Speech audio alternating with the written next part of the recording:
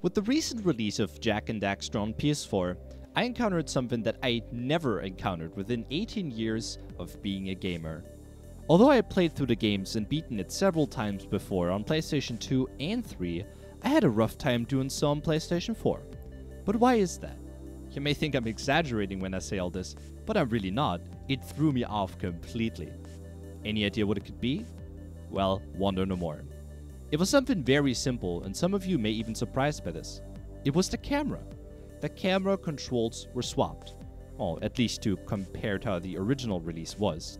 And that means that moving the analog stick to the left, panned the camera to the left, and moving the analog stick to the right, panned the camera to the right. And that's all there is to it, really. It took me several weeks to adjust to this, and even nowadays, I'm struggling. I first got Jak II on PS2 when I was 6 years old, and I've been playing the series with its standard camera control since. But it wasn't just the Jak games I played this way though, but rather all console games. I see a lot of people complain about this, now that the Jak bundle got released and Jak II's camera has been inverted compared to the PS2's original camera controls. I'm not saying you're wrong for complaining, since it's a PS2 classic release, and in my opinion, you shouldn't change things as essential as the way the camera behaves. That being said, I think I'm understanding why they did it this way.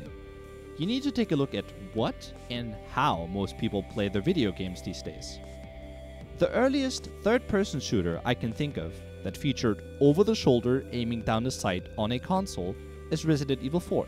And I'm not saying here that it is the earliest game there is, but it's just an example I can think of right now.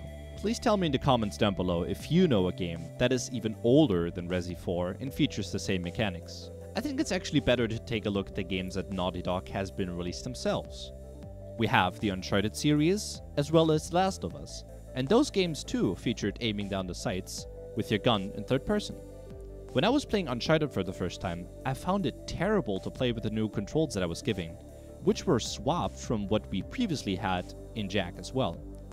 Then I started to realize that when aiming down the sights with my gun, the controls made a lot more sense.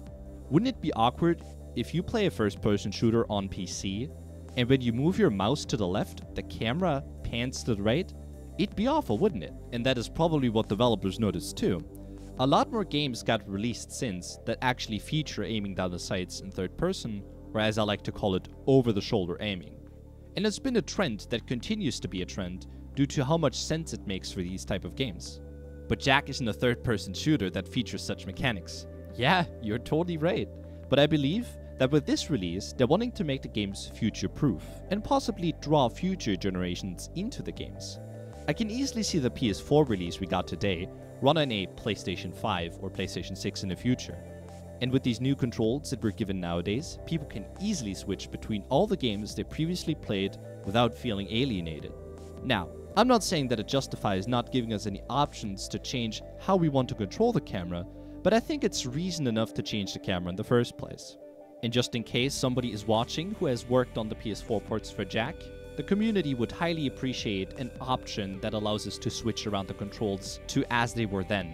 It doesn't even have to be integrated in the game's UI properly, just a little pop-up right before you start the game asking which way you would like to have the controls would be fine. For the end of this video, I'd like to throw some interesting story of similar subject towards you.